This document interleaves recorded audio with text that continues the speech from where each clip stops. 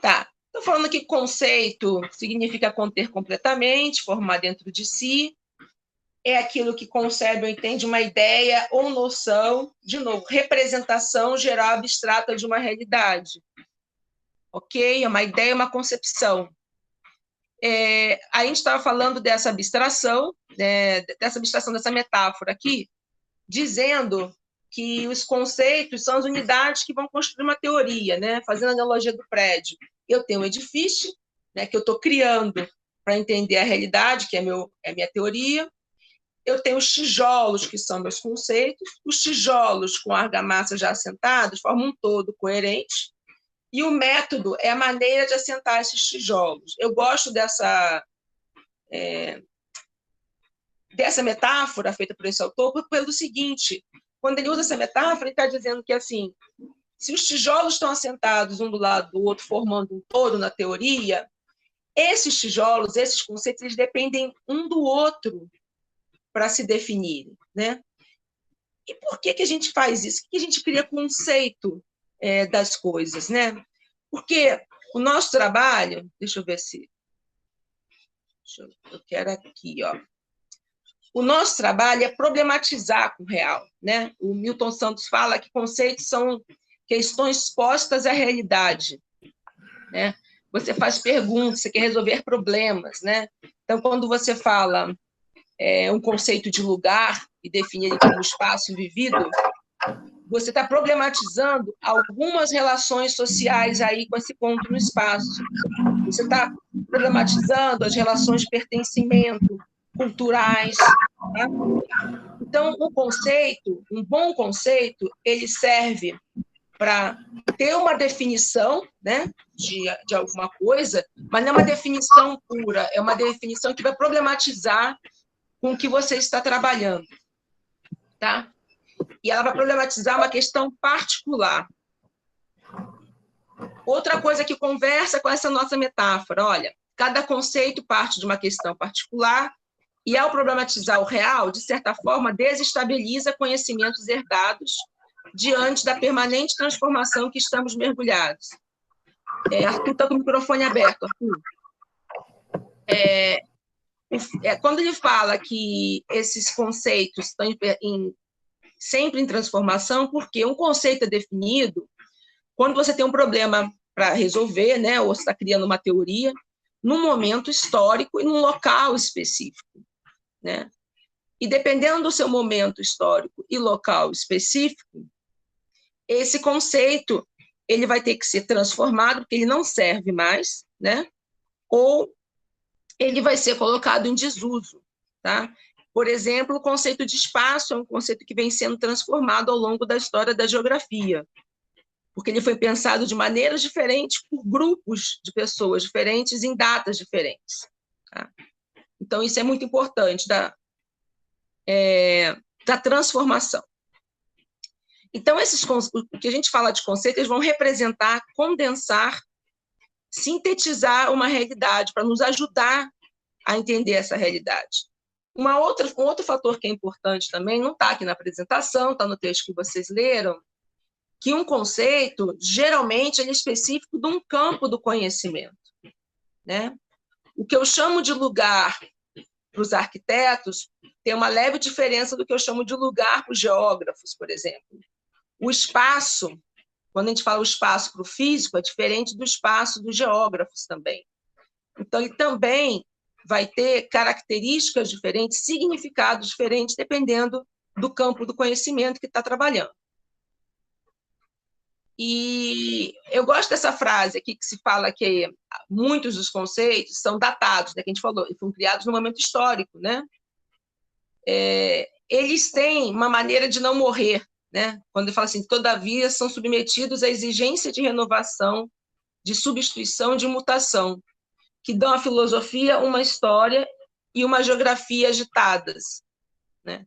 Então, assim, os conceitos estão sempre se renovando nos momentos históricos e nos lugares diferentes.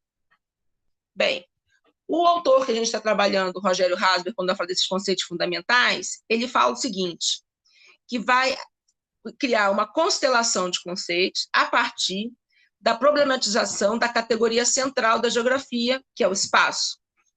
Esse espaço, né, a partir dessa categoria, ele vai elaborar uma proposta introdutória de constelação, no qual se situam os principais conceitos trabalhados pela geografia. Esses principais conceitos trabalhados pela geografia foi um recorte dele. Se vocês leram o texto lá do Marcelo José, o introdutório, ele coloca uma outra seleção de conceitos, tá?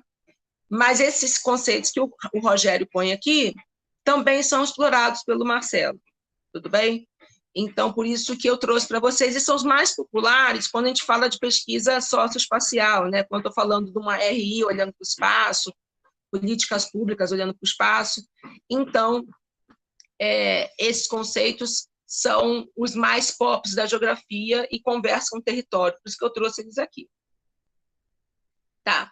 Aquilo ali, antes de eu passar para cá, o que é importante aqui que eu coloquei vermelhinho, né?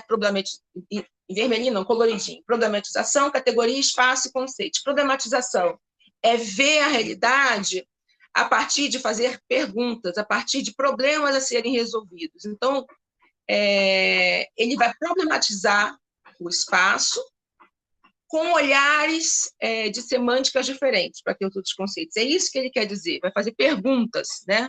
Vai colocar problemas essa realidade.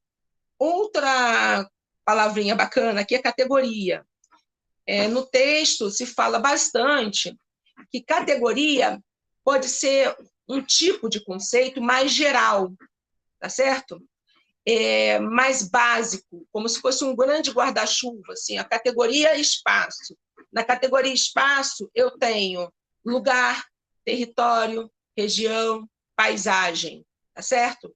Então, categorias é um grupo de conceitos nesse sentido que tem alguma semântica em comum ou estão estruturados de uma forma comum. Por isso que ele está chamando aqui de categoria. Ele não fala de conceito central.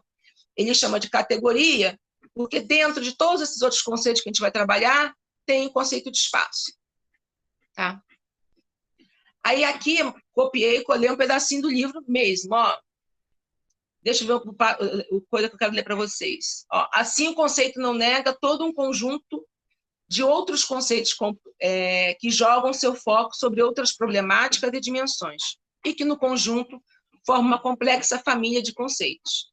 Dentro da correspondência, um determinado campo do pensamento filosófico. Aí o mais importante, podemos, então, definir no interior da geografia uma constelação ou sistema de conceitos que, mergulhados na categoria espaço, se ordenam e se reordenam constantemente a partir das problemáticas que enfrentamos e das bases teóricas filosóficas que acionamos para melhor defini-las e enfrentá-las. Sempre cientes de que a percepção clara da problemática é o ponto de partida fundamental. Ótimo. O que isso aqui quer dizer? Voltar um pouquinho, né? Que os conceitos que ele está apresentando vão se organizar ao redor do espaço, que é a categoria mãe aqui, né? Que você vai ter um movimento desses outros conceitos, né? E que eles vão ser modificados tanto a partir das problemáticas que a gente enfrenta, como de bases teórico-filosóficas. Se você está numa base estruturalista, pós-estruturalista, seu conceito vai mudar um pouco, tá bom? E, de novo, colocando a problemática como ponto de partida. Esses conceitos, né, que a gente fala, eles têm três aplicações, que a gente chamaria assim. Um conceito ele pode ter um caráter analítico, da prática, um caráter normativo. Tá? O da prática é um conceito ou noção, é um senso comum, tá certo? De que a gente usa nas práticas do cotidiano. Quando, por exemplo, aqui nessa notícia de Auschwitz, se fala aqui, ó, cerca de 300 sobreviventes participaram nas cerimônias que ontem assinalaram o aniversário da libertação desse campo de extermínio nazi em território polaco. Aqui, território está sendo usado como uma noção comum para falar do espaço do Estado-nação, tá certo? A outra aplicação de conceito, ele tem uma capacidade normativa, né? Que ele tem como objetivo indicar um caminho, um caráter mais propositivo, tá? Como os conceitos de região e território utilizados pelo Estado enquanto agente planejador.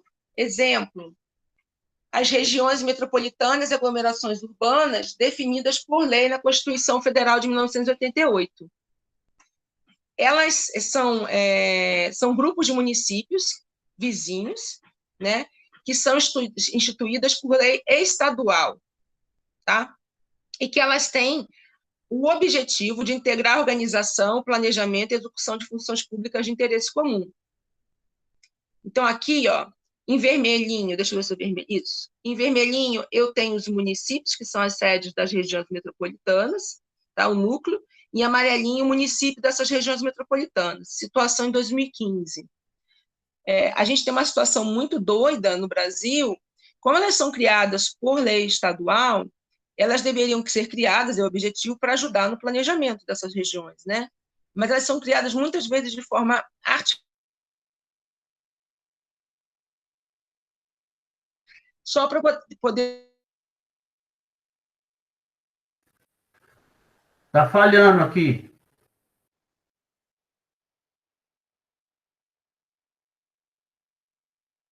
Espera aí. Melhorou? Clodoaldo? Melhorou agora, melhorou. Um exemplo clássico é a região metropolitana do Vale do Paraíba e Litoral Norte, né? Que foi criada em 2012. Ela é uma das 6 regiões metropolitanas do estado de São Paulo e tem 39 municípios muito heterogêneos, tá?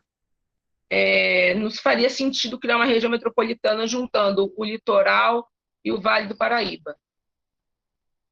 Mas se tem intenção de trabalhar nesse espaço. Acho que não passou o slide para vocês ainda, né?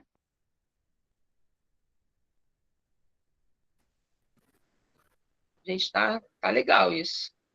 Tá o mapa do Brasil. Não passou o slide da região metropolitana ainda. A outra Carolina que tem aqui, ela tá travada. Acho que a apresentação também travou.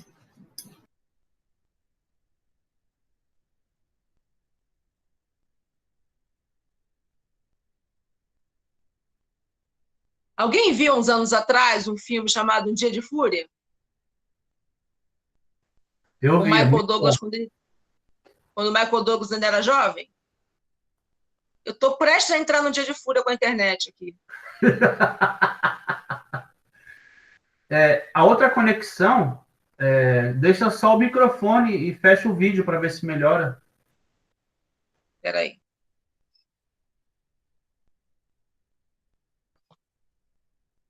Para vocês saberem, eu estou tudo no celular, né?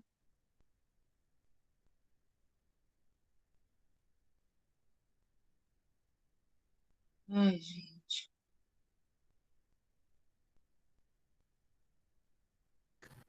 Professora, Um pouquinho. Oi?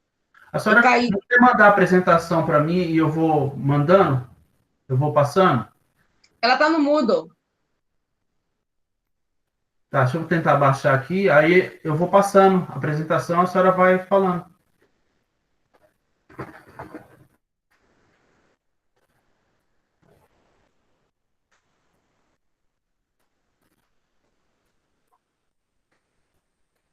Eu acho que eu estou de volta.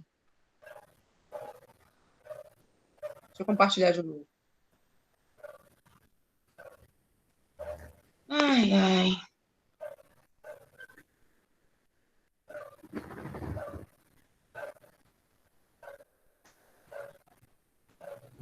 E eu achando que ia ser ruim fazer isso se estivesse na praia.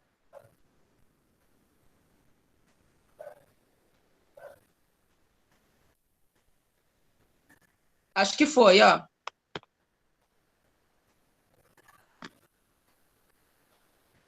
Clodoaldo, foi. Tá ok aqui. Tá? Eu estou com o vídeo desligado lá. O que eu estou aparecendo lá é a minha imagem do celular, lá na outra sala. Bem, falamos da prática, falamos da analítica, falamos da normativa, falar um pouco da analítica. A aplicação analítica de um conceito é um instrumento no processo de investigação do pesquisador, que é o que a gente está interessado agora. né? Aqui, eu tenho exemplo da região urbano-regional e região ampliada de articulação urbana no Brasil, né?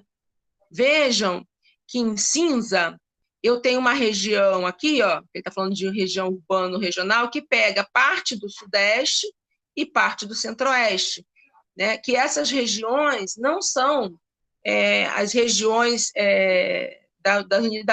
da soma das unidades federativas como a gente conhece, né? Sul, Norte, Sudeste, Centro-Oeste, Nordeste, né? Então, aqui foi feito um conceito de região olhando para a problemática da divisão urbana e regional e a articulação entre essas regiões. Por isso que tem um recorte diferente, é analítico.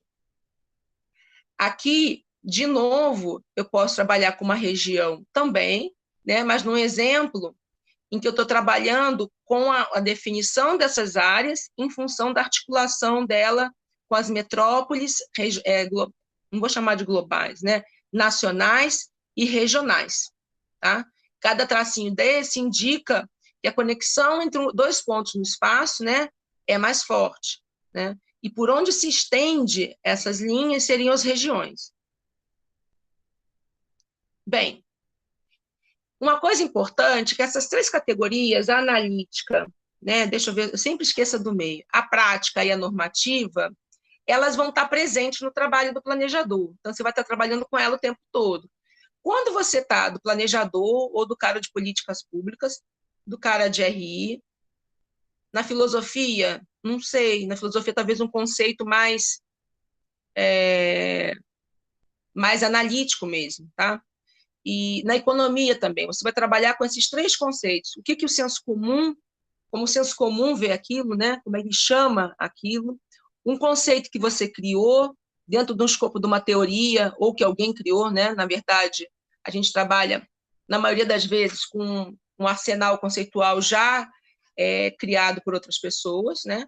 Mas um conceito mais analítico para te fazer entender qual é a problemática daquela questão, e um conceito normativo na hora que você for fazer um plano, alguma intervenção no espaço, tá? Então, assim, essas três categorias, você vai encontrar elas no mundo real, quando for trabalhar, e vai lidar com elas o tempo todo. Mas quando a gente está trabalhando como pesquisador, basicamente vai ser a categoria analítica. Bem, de novo, reafirmando aqui que os conceitos não podem ser trabalhados isoladamente e não são unidades homogêneas, né?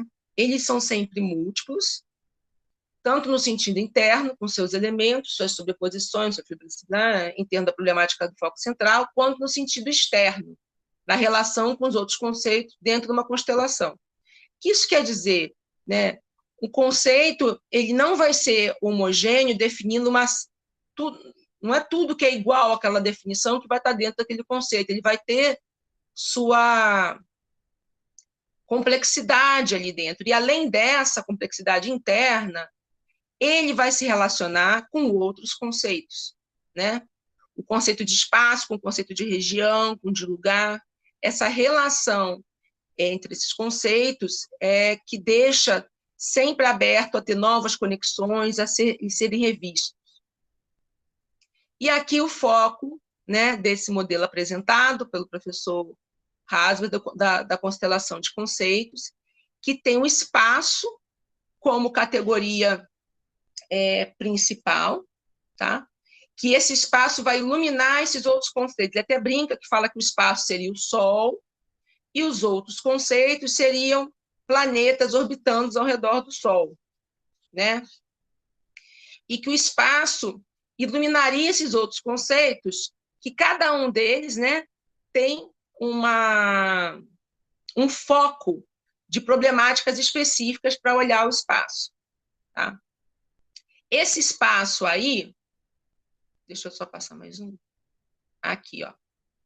Ele vai fazer a característica de espaço-tempo, espaço geográfico, região, que é um pouquinho diferente, depois de ambiente, território, lugar e paisagem.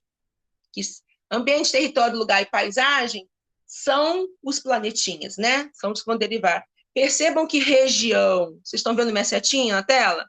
região e regionalização, está orbitando aqui, ó, em volta, ele não é um planeta, né? Ele é quase que uma segunda esfera do espaço, é uma outra categoria de conceito, tá? Também ampla, porque a região vai se dar pela diferenciação do espaço, tá? A gente vai chegar lá. O espaço aqui vai ser visto de duas maneiras. O espaço-tempo, que a gente vê nas outras ciências, que vê na biologia, na física, o espaço absoluto, como aquele espaço que, antes de ter matéria, tinha o espaço onde essa matéria se desenvolveu, e que esse espaço pode existir mesmo sem matéria. Olha que loucura, né? Esse conceito de espaço mais físico, né? Um espaço também visto como espaço relativo, que o espaço, para existir, ele depende dos objetos que estão nele, das relações entre eles, né? E uma visão que é colocada pelo David Harvey, que também é citado nesse texto, do espaço relacional, que ele é um aprimoramento desse relativo, tá? O relacional fala que o espaço está contido nos objetos também, e que há relações dentro dos objetos, né? Além deles se relacionarem entre si, isso, seu espaço, a relação entre os objetos é o espaço relacional, relativo. No espaço relacional, além da relação dos objetos, tem as relações dentro do objeto, né? Isso que vira esse relacional. Então, assim, esse espaço mais abstrato, a relação espaço e tempo vista nas outras ciências, na física, na biologia, é o ponto de partida para se falar do espaço geográfico. Já o espaço geográfico, ele vai falar da dimensão espacial da sociedade, ou seja, são as relações sociais vistas a partir da dimensão espacial, porque se fala que o espaço é a primeira natureza, lá que Marx define, né? Que é tudo que você vê, rio, mar, montanha, tudo mais, mas é a produção que você fez nesse espaço, a modificação, as pessoas, as relações sociais, tudo nessa definição seria espaço. Então, o jeito mais fácil de você entender o que é esse espaço geográfico é falar da sua dimensão, olhando ele como uma dimensão espacial da sociedade, tá? E nessa dimensão espacial, você vai ter uma relação indissociável com a natureza. Por quê? Né? No espaço, a gente está modificando, a gente está sendo influenciado pelos ritmos da natureza o tempo todo. Tá? Por que se coloca muito essa indissociação entre a natureza?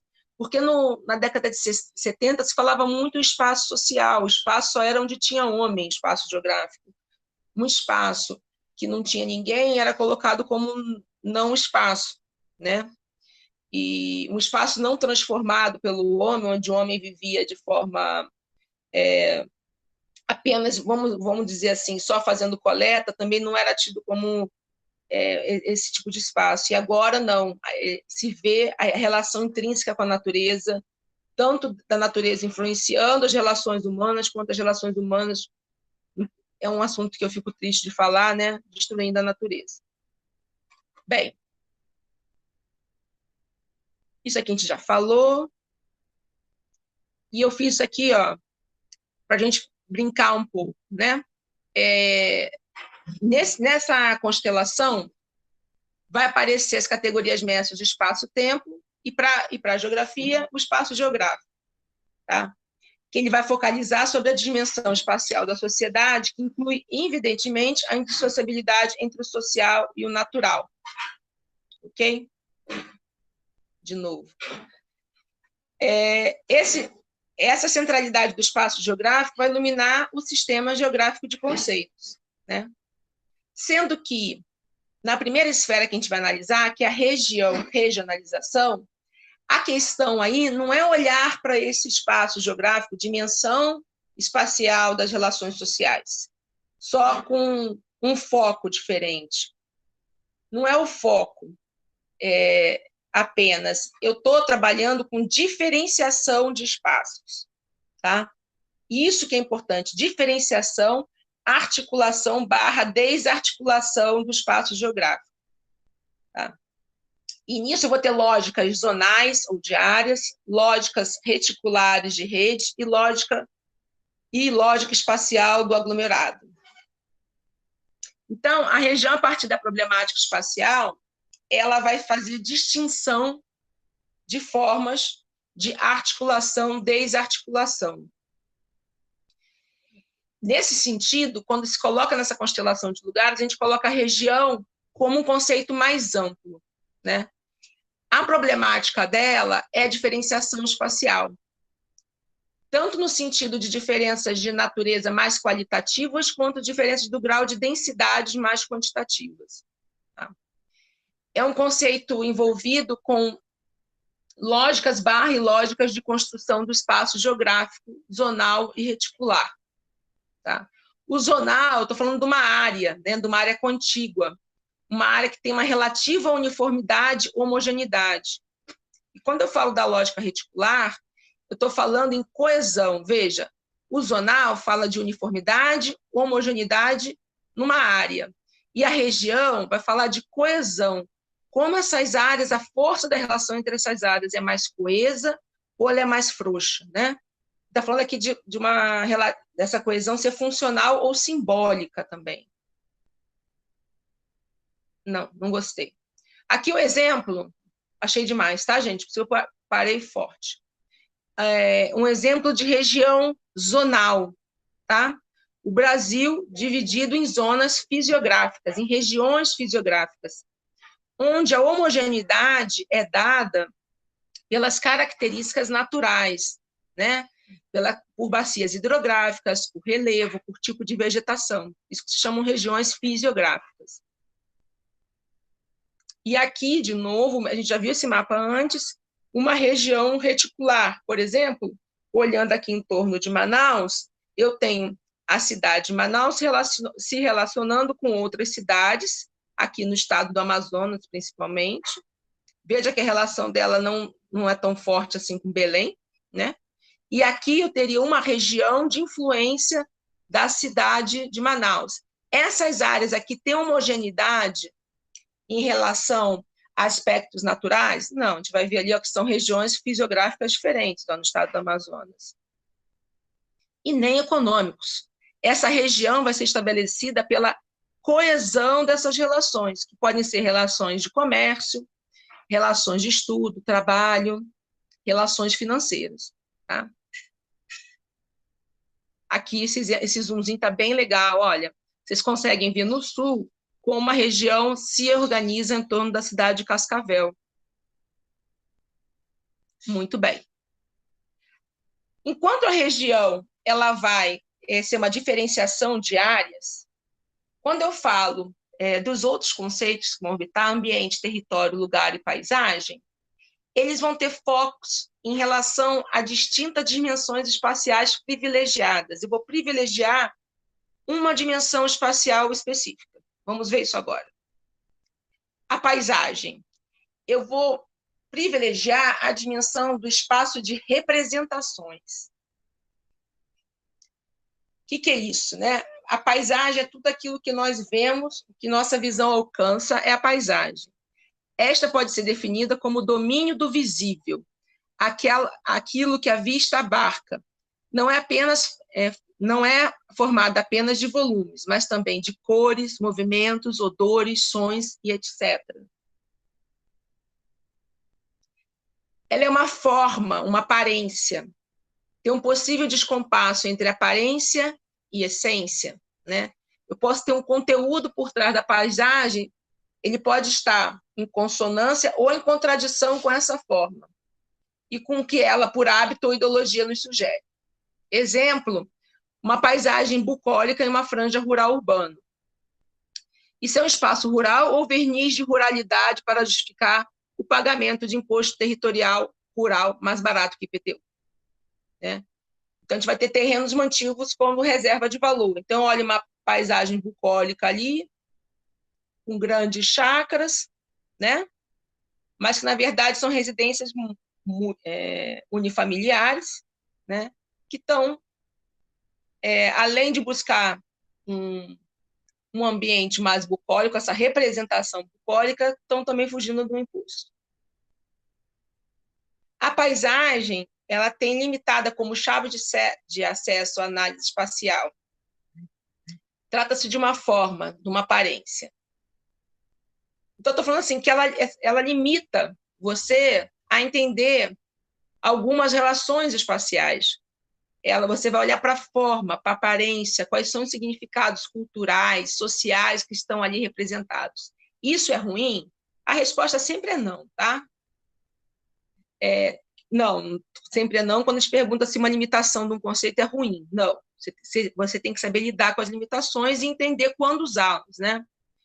Quando eu faço um olhar crítico sobre a paisagem e as representações da paisagem numa pintura ou fotografia, eu posso interpretar e decodificar essa paisagem pensando no seu conteúdo, forma, aparência e essência, né? Vejam aqui uma imagem do Rio de Janeiro, né, no anoitecer, né? Ela é uma representação do que seria a cidade do Rio de Janeiro, essa paisagem, né? Uma cidade que está integrada ao ambiente, bonita, né, moderna, iluminada, e dependendo das tintas que você coloca, isso vai ser muito mais destacado, né? E aqui uma outra fotografia onde eu priorizo, onde eu mostro uma paisagem onde eu tenho palafitas, aqui tem a favela de Palafitas, e que eu estou mostrando uma outra aparência, um outro conteúdo. Uma coisa que deu muita discussão na época das Olimpíadas do Rio é que fizeram uma paisagem do Rio, um desenho, né? Fizeram bonitinho, considerando a inclinação do globo, mas tiraram as favelas, tá certo? Então, aqui a gente tem destaque o Rio de Janeiro, a Zona Sul, mas não colocaram as dezenas de favelas que compõem essa cidade, tá certo? Colocaram só aqui o desenho da cidade mais formal. Nas encostas desses morros, as favelas foram invisibilizadas, tá? Então, é um discurso também.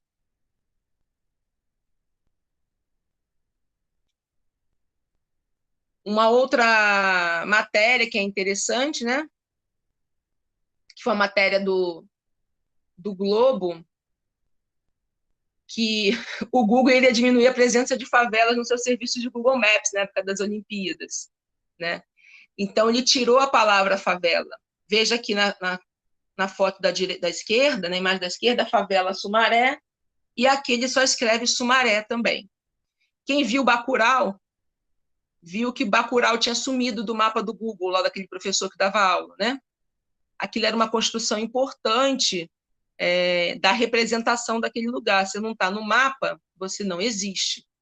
Então, se não tem a palavra favela no mapa, né? Aqui, ó, favela Morro da Chacrinha, até sumiu, ó. Virou só Morro da Liberdade. Tirou a palavra Morro da Chacrinha, né? Isso é uma construção de paisagem também. Tem inviabilização dessas paisagens também, que as paisagens que a gente não quer mostrar para a capital, né? Ou que parcelas da população não podem, não querem ver, com inviabilização por meio de intervenções, como remoções de favelas e os incêndios acidentais, né? Que acontecem em favelas, principalmente em São Paulo. Tem um filme chamado Limpam com Fogo, que conta um pouco dessa história. A paisagem também pode ser vista, né, o que a gente enxerga, como nossa insensibilidade e modo de como somos socializados, né? Quando a gente vive num ambiente homogêneo, protegido como um condomínio, a gente não tem consciência da responsabilidade social nem no mundo que a gente vive, tá? A gente fica cercado por uma paisagem artificial e completamente deslocada da realidade. Ué? Tá, esse slide está um pouco antes. Agora vamos falar um pouco de lugar, né? A gente abre falando um pouco do Grande Sertão Veredas, né? Com o conceito de sertão, né? Sertão, sabe? O Senhor sertão é onde o pensamento da gente se forma mais forte do que o poder do lugar. Olha isso. E a gente vem trabalhar com lugar, né? Enquanto na paisagem era o espaço de representação, era o que a gente conseguia enxergar daquela representação das relações sociais, o lugar é o espaço vivido. É um espaço dotado de significado e carga simbólica. O simbólico é importante, né? Não enfatiza a extensão, mas o ponto. Enquanto na paisagem pode ser, dependendo da que paisagem você está trabalhando, é onde seu olhar alcança, né? Ou então o olhar de uma comunidade ou de um grupo alcança, a gente vai usar para o lugar mais como um ponto, o ponto onde eu estou, é o meu lugar, né? E esse ponto é singular, identificável e distinto dos outros, né? Ele vai ser vinculado ao campo das significações e da existência, de nossos espaços enquanto espaços vividos, né? O que para você é um lugar de afeto, para uma outra pessoa pode ser um lugar de medo, ou então até um não lugar, tá certo? Sei lá, vou dar um exemplo, uma balada de gente rica é um lugar que aquelas pessoas vão encontrar seus amigos, a sua afetividade, é um lugar bem quisto, né? E para a população, para os jovens mais de baixa renda, aquilo é um lugar que eles não podem entrar, né? Então é tido como um não lugar para eles, que eles não têm permissão de entrar. Aqui exemplos de lugares e não lugares, né? O Ibirapuera, um parque, pode ser visto como um lugar. E por que um shopping, por exemplo, é visto como um não lugar? Porque como lugar tem essa coisa das relações afetivas construídas, né? O shopping é um negócio artificial colocado ali com um monte de loja que obriga as pessoas a circularem, né? Sem nenhuma relação de que aquela loja ali do shopping era a loja do tiozinho que tirava xerox, a outra loja do lado era a padaria do seu João, a banca de jornal do italiano, o sapateiro na rua, que conhece sua mãe, que você gosta daquele sapateiro porque ele faz um saltinho bacana no teu sapato. Não tem esse tipo de relação. Então, tem gente que classifica um shopping como um não lugar, né? Então, esse conceito de lugar é um modo também de olhar o mundo, né? Não tanto como uma qualidade das coisas no mundo, mas um aspecto do modo como escolhemos pensar sobre ele, né? O lugar, ele se aproxima bastante do conceito de paisagem, mas com diferenças. Por quê? Isso é importante falar. A paisagem tem um sentido de perspectiva, do olhar, muito do que a gente fala de fotografia, principalmente a fotografia no cinema, o papel da fotografia do cinema, né? Ela está te dando um olhar para aquela realidade, né? Você tem um distanciamento, quando você está olhando para ela, você tem um distanciamento dela. No lugar, você está atolado, está mergulhado até a alma, em todos os sentidos, na experiência com aquele ponto no espaço, né? Com o vivido. Território. Eu não falo nunca de ambiente, vou falar de ambiente rapidinho aqui, tá? O ambiente vai falar, quando eu estou falando de ambiente, olhando para o espaço como ambiente, eu estou pensando nas relações sociedade-natureza, tá? Território, que é a nossa estrela-chave aqui do nosso curso, né? É um espaço olhando a partir da dimensão do poder. Ó. Enquanto na paisagem era a partir da dimensão da representação, o lugar a partir da dimensão do vivido, o território é do poder. E a gente pode falar que ele é uma projeção espacial de uma relação de poder, que demarca espaços bem diferentes, né? Os fatores que vão demarcar esse território e a maneira como se chega a elas e o modo como elas são implementadas, tudo isso vai variar. O que está dizendo aqui? Ó? Os fatores que estimulam as demarcações de um território são econômicos, estratégias militares, etc. Como se chega a essas demarcações? Com argumentação, negociação, intimidação, imposição pela força. o modo que elas são implementadas, de maneiras excludentes, menos excludentes, solidárias, menos solidárias. Tudo isso pode variar, mas o foco é a relação de poder que vai demarcar um espaço. As relações de poder podem ser econômicas, culturais, de gênero e outras. Poder para além, a gente está falando de um poder aqui muito para além da figura do Estado.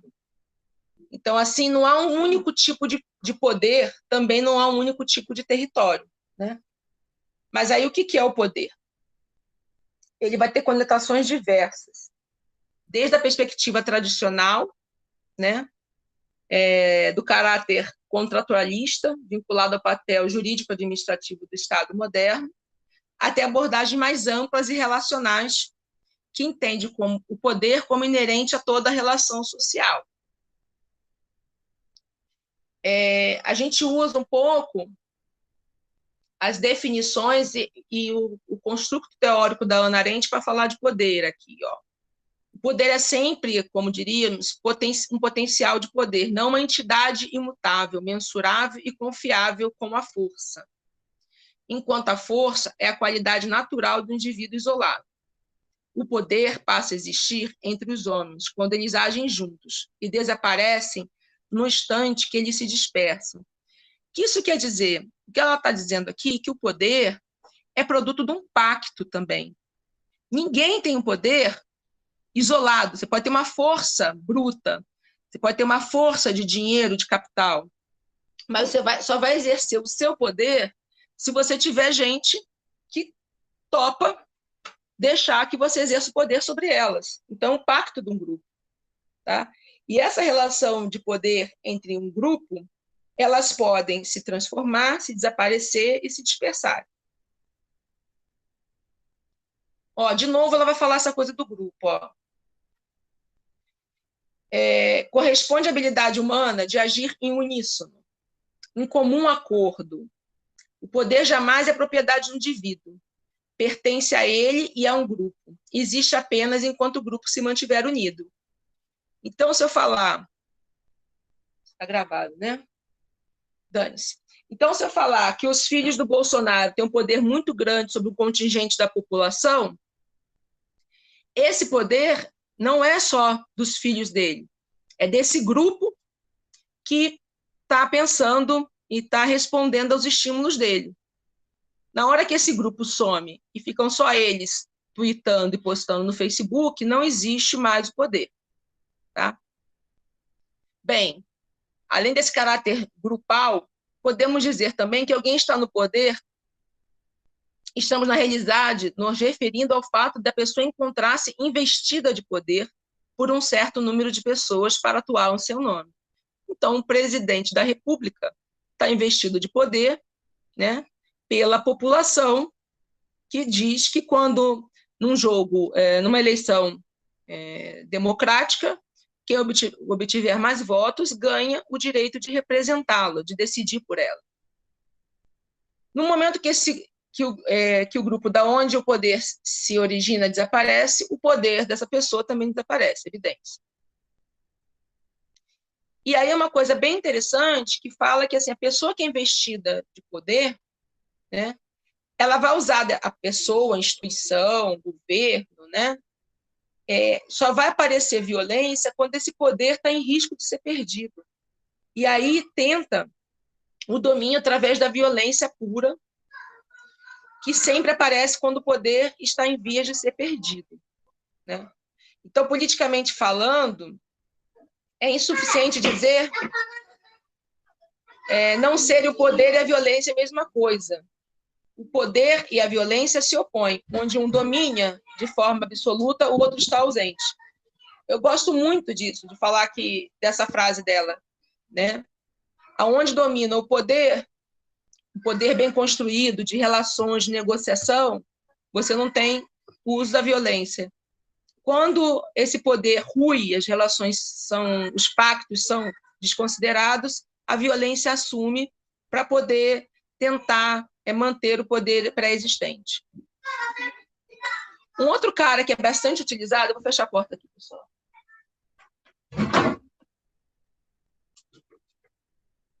é o Cornelius Castoriadis, que fala bastante de poder, porque ele trabalha sempre com a coisa da autonomia, de sociedades mais autônomas. E ele traz uma chave de conceitos aqui que é legal para a gente entender o território. Ele fala que o poder pode ser autônomo e o poder pode ser heterônomo. O autônomo radicalmente democrático, sentido dos textos da Arendt, quando ela fala que quando o poder se perde, entra a violência, né? Então, ali o poder é produto de relações sociais, de acordos, né? De quem manda convencer quem obedece, ou quem obedece elevar ao poder quem manda. Enfim, é um contrato ali social. O heterônomo, ou seja, que é uma simetria estrutural de poder e uma dominação de indivíduos e grupos por outro. No poder autônomo, todos os membros da comunidade vão ter igualdade efetiva de condições no processo decisório, né? Que acorda regras no tocante à organização de um espaço que está exercendo poder. Exemplo, Clodaldo, já te deixo você falar, só vou fechar o poder autônomo. No caso do poder autônomo, quando a gente tem as ocupações, né, de moradia, a gente está falando ali de uma coletividade em que todos os membros têm condições enfim, trabalhar no processo decisório, né? As normas ali de convivência são discutidas a todo momento, né? E podem ser alteradas e questionáveis dependendo do momento que aquela comunidade vive, tá? Clodoaldo, pode falar. Sua mãozinha está levantada. Então, eu não sei se a minha analogia está correta, mas eu vou falar um pouco Eu vi até um vídeo, se eu não me engano, é uma professora da UFABC que chama Camila, que ela fez pesquisa sobre o PCC.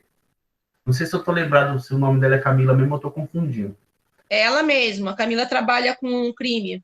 Camila Dias. Isso. E aí eu lembrei dessa relação, porque existe uma teoria, né, de que a diminuição das mortes no estado de São Paulo, acho que na última década, né, ela ocorreu mais por influência do PCC do que do poder do Estado sobre a população mesmo. Eu não sei se essa analogia cabe exatamente nesse contexto que a senhora está passando para a gente. Era isso. Mais ou menos, não é direta, mas cabe. O TCC mudou a sua relação aí, organização criminal, seus objetivos, tá certo? Por isso matou menos. Isso. Que as pessoas, principalmente nas periferias, elas por medo, né? Existe a questão do tribunal do crime, quando alguém comete algum tipo de ato, e aí eles vão lá e analisam, e se você tiver que fazer um julgamento, que aí tem as regras deles lá, né? E que devido a esse medo, que diminuiu os assassinatos no estado de São Paulo. E não devido ao poder de polícia do Estado, enfim. Que o poder de polícia é um poder heterônomo, não é um poder autônomo. Do PCC também, não é um poder autônomo. Porque o PCC está numa relação desigual de poder com a... Eu não vou falar nem o PCC, eu vou falar assim, o chefe do... Aqui em São Paulo não usa a palavra morro, porque não é morro, né? Da comunidade. O chefe do morro, ele está numa relação desigual de poder com as pessoas que moram ali. Ele tem arma, ele tem soldados que podem matar as pessoas a qualquer momento, né? Só para ilustrar isso como uma relação de violência, que o poder pode ser perdido a qualquer momento ali, né? Tem uma violência muito grande ultimamente contra religiões de matriz africana nos morros, né? Os traficantes estão se tornando evangélicos, não estou falando nada contra quem pratica essa religião, estou falando contra esse perfil fundamentalista, louco, conservador, né? A gente tem exemplo aí de pessoas que trabalham nesse campo, trabalham com religiões protestantes, são pessoas sérias e que estão pensando aí num trabalho social interessante. Estou falando desse filão que vai lá e evangeliza os bandidos, né? E eles acham que estão a mando de Deus destruindo os terreiros, né? Então você não pode praticar a sua religião. Então também é uma relação desigual, não é esse poder combinado, não. Tá? É heterônomo também. Tem pesquisas, esse próprio professor que eu trago para vocês, o Marcelo José, já estudou o tráfico de drogas, os territórios do tráfico de drogas no Rio de Janeiro, em pesquisas da década de 90 ou 2000. Tem bastante pesquisa sobre a questão do território, né, e o tráfico de drogas, porque é um espaço marcado por relações de poder, que agora são um pouco diferentes. Antes eram locais, eles brigavam muito um morro contra o outro, agora eles estão numa escala muito diferente de organização, né? Não estão mais pegando... Ai, gente, como é que é a palavra que eu queria dizer? O varejo. Eles estão mais preocupados com uma organização mais em rede. Enfim. Godaldo, você quer falar de novo? Não, não. Tô Então baixa a tranquilo. mãozinha aí, senão eu fico doidona. Gente, quem quiser fazer alguma intervenção, fala, porque eu estou vendo a telinha do celular, tá? Alô? Pode Oi. falar. Oi, professor. Uns amigos meus estavam discutindo no WhatsApp, né, sobre a questão da China, que recentemente ela parece que interviu no patrimônio aí de uns bilionários, um dos homens mais ricos da China, e um justamente disse que a China está perdendo poder e isso foi demonstrado por essa intervenção, por esse meio mais autoritário. Você acha que esse argumento está válido ou está errado? Tá perdendo. Olha, eu não vi a matéria para falar para você, para ter uma análise assim completa. O que eu acho nessa questão é que a China faz um socialismo, capitalismo, sabe, um negócio esquisito, né? E está vivendo as contradições que tem no mundo capitalista, né? Contradição que o mercado rege muito mais a vida da sociedade do que o Estado, né? Aqui, nós que moramos em democracias, democracias, né? A gente vê um Estado, mesmo que falam que o Estado é grande, tem que enxugar, tem que privatizar tudo, a gente vive numa sociedade em que o Estado tem muito pouco controle sobre os recursos do seu país, que quem controla mais são os empresários, né? Então, a forma a China, que era uma república... Estou falando era porque a China é um negócio diferente, né? Diferentona, né? Ainda bem que muda um pouco o cenário, né? Para um país que se diz socialista, né? Que o socialismo prega entre os seus pilares um controle do Estado, quando vê o capital mandando em tudo, se vê fora de poder, está tentando controlar um pouco mais. Eu acho que é uma tentativa de controle, sim, né? Mas Um isso daí, modelo tipo, estranho chinês, né? Não estou falando que é ruim, tem um monte de coisa ali que eu acho que é importante para todo mundo, mas assim, estranho, né? Mistura as duas coisas, né? A gente não tinha visto isso ainda. mas segundo a Hannah Arendt, como ela disse, quando ela intervém, ela demonstra essa fraqueza, essa perda de poder, precisa assumir essa parte mais autoritária, ou você acha que não tem nada a ver o que ele disse? Ah, eu acho que tem a ver. Perde, sim. Sim, sim. Os estados tiveram uma perda de poder muito grande com o avanço das etapas do capitalismo, com certeza. Com certeza. Só que, ai, como é que eu vou explicar isso? Eu, pessoalmente, Carolina, cidadã, não Carolina professora. Veja, não sou a professora que vai manjar de ciência política, relações internacionais. Carolina, cidadão, eu gosto do Estado mais forte. Eu acho que o Estado vivendo nessa democracia, né, vivendo num ambiente democrático, o Estado tem que regular muitas relações, mas a sociedade achando-se justo. Vou te dar um outro exemplo. Lá na China, quando tiveram a pandemia...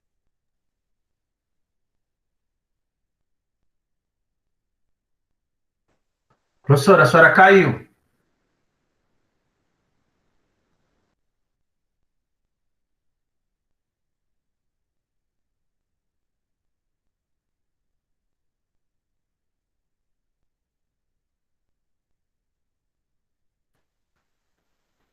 Será que a professora sabe que caiu, galera? Eu não sei não, mas eu acho que uma hora ela vai perceber, né?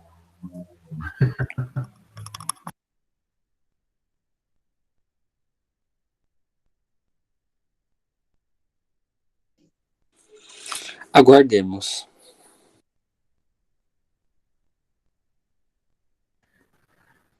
Tá muda, professora? Voltei com voz. Então, eu escutei vocês falando, aguardemos. Eu falo, oremos, né? Oremos, acendemos vela, sei lá. Hoje está difícil. Eu me perdi no pensamento, que fiquei preocupada com a internet. A gente estava falando da China, né? A senhora ia falar da China e da pandemia. Sim. Na pandemia, que viu um exemplo. Por exemplo, na pandemia, se lançou uma série de medidas que a população obedeceu assim, rapidinho. Usa máscara, não sai de casa, toma vacina, só toque de recolher, sem questionar, né? E eles têm um sistema de vigilância da informação muito grande lá também.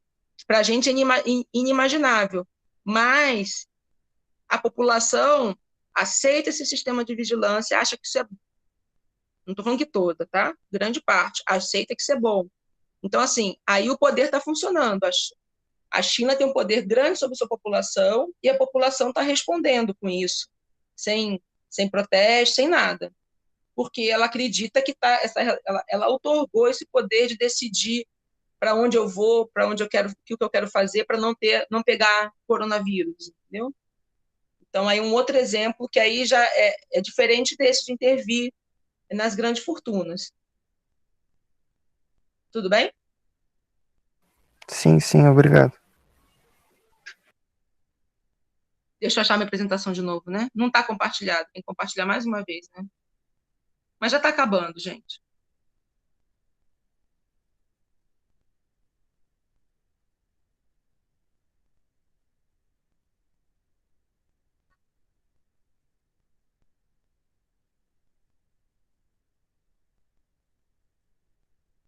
Sabe o que é de indignar, né? Sou professora universitária, vidinha classe média, tem acesso à internet, e está sendo porque o serviço não chega aqui. Né? Imagina onde, assim, o serviço chega de má qualidade, agora imagina que não tem serviço nenhum. Vamos lá. Isso pode ser visto como poder heterônomo também, não oferecer um serviço de forma igual. Poder heterônomo dificilmente poderá renunciar ao auxílio sistemático e ostensivo da violência, ainda que apenas na qualidade de uma ameaça ou intimidação latente. Está tentando se estabelecer, isso está estabelecido hoje no nosso país, né? O tempo todo se fala que pode voltar à ditadura, né? Sim ou não? A gente não vive com essa ameaça? Ok. A todo momento. A todo momento, né? E coisas mais sutis que ameaçam a gente. Né? Tipo, aumentar a quantidade de arma na mão de pessoas despreparadas, né? Pode fazer um exército aí. Enfim. Bem, a aula de hoje era para colocar vocês, entender o seguinte, por que a gente estuda, vou voltar de novo, né? Por que a gente estuda território e sociedade no BCH, né? Principalmente para ter a dimensão espacial das relações sociais. É isso. Isso é importante na formação de um cientista da área de humanas, tá? Só que a gente privilegia o conceito de território, porque o território, fala território e sociedade, que a gente vai ver essas relações de poder entre na sociedade, né? Essas relações de poder espacializadas. A gente quer ver o espaço a partir de relações de poder. Por isso que a gente escolhe a palavra território para essa disciplina. Por isso que não é homem e ambiente. Não gosto desse jeito, assim, um jeito careta de olhar para a geografia no passado, né? Mas é território e sociedade, porque é uma dimensão espacial da sociedade marcada por relações de poder. Esse é o recado do nosso curso. Tá?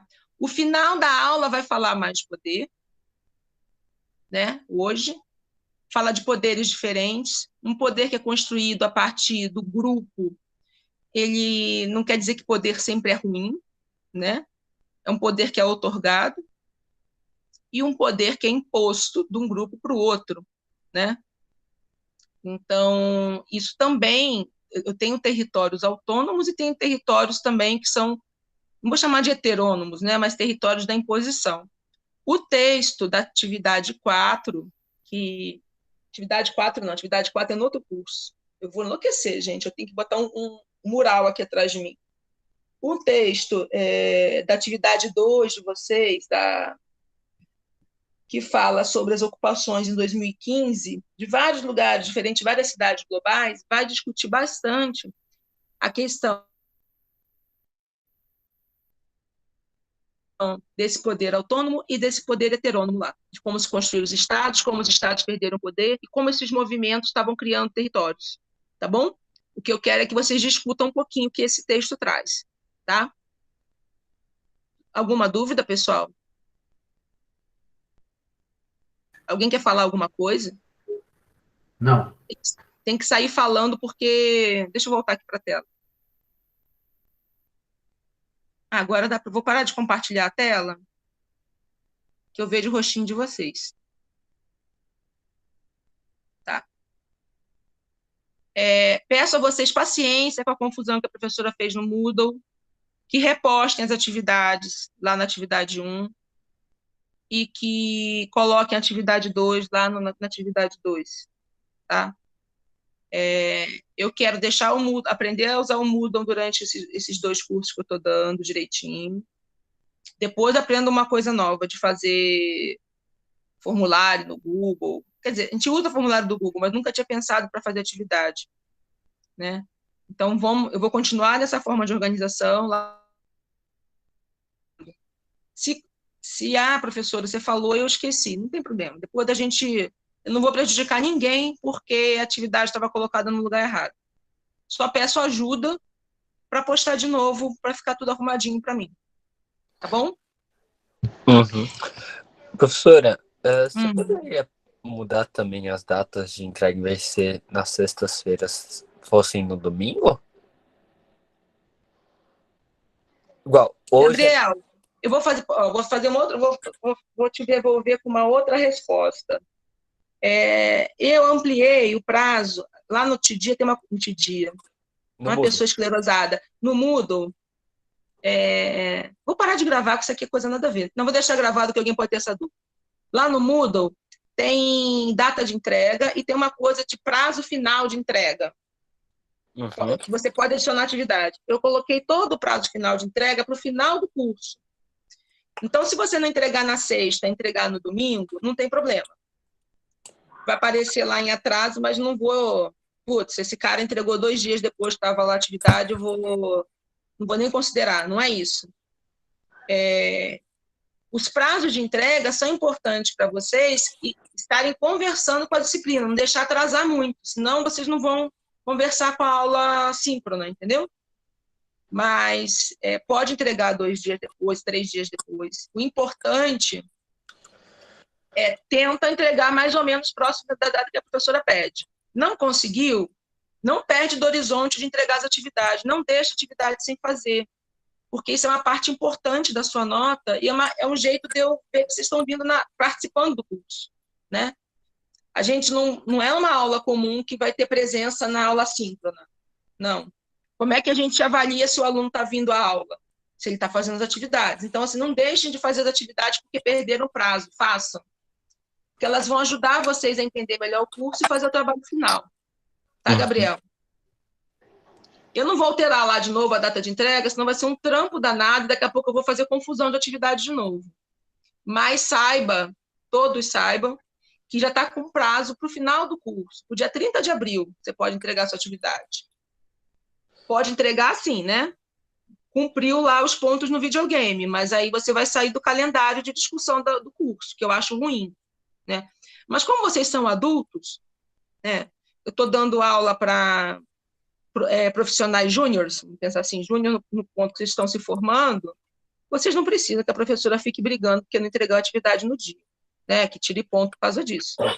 Fica a critério de vocês, né? Não estou falando que eu não me importo, não. Se eu pudesse, se a professora que pega o caderninho para ver se fez, meu filho, você entendeu? Quer tirar dúvida? Eu faria isso.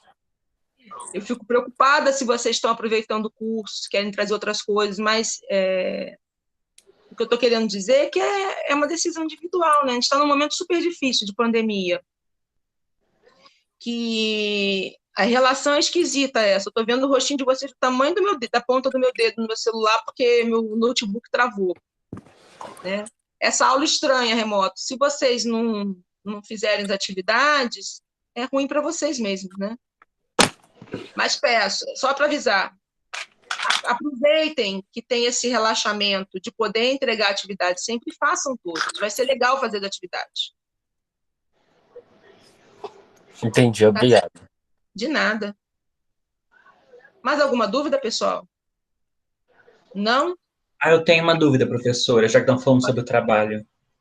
Pode falar, João. Tudo bem, tranquilo.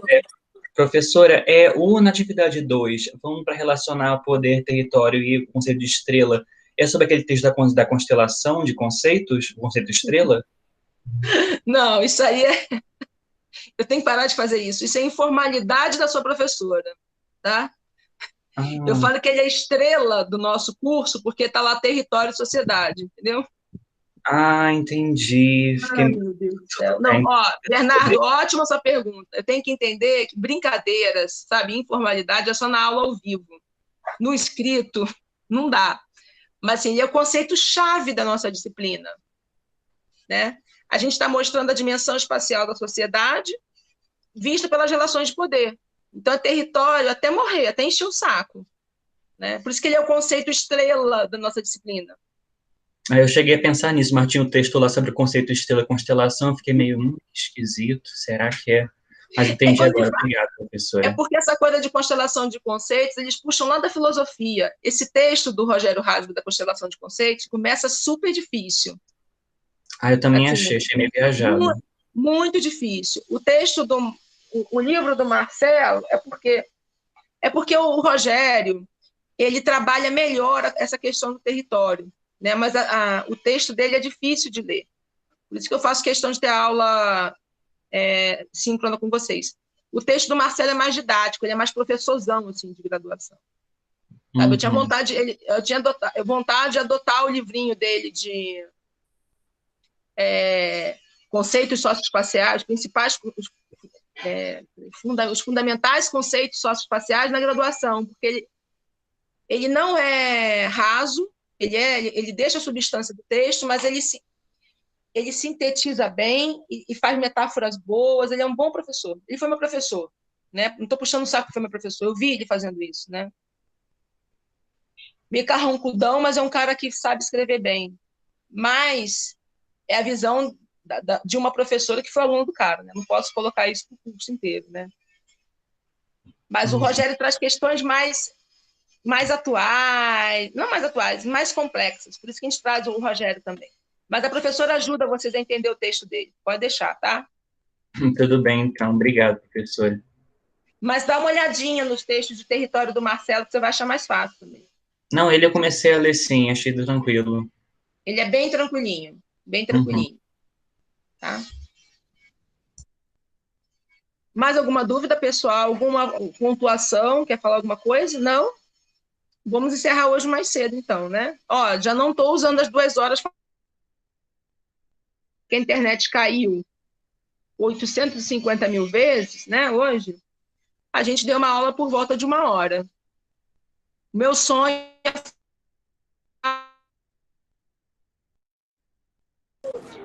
Carol, remota não pode ser cumprida. Ok, entendemos que remota não pode ser cumprida. Na sexta-feira, quarta-feira estarei online para quem precisar tirar dúvidas da atividade da semana, tá bom? Tchau, pessoal. Tchau, professora. Tchau, professora. Tchau. Bom final de semana para vocês, lindos e lindas. Tchau, Clodoaldo. Gustavo, não. Clodoaldo.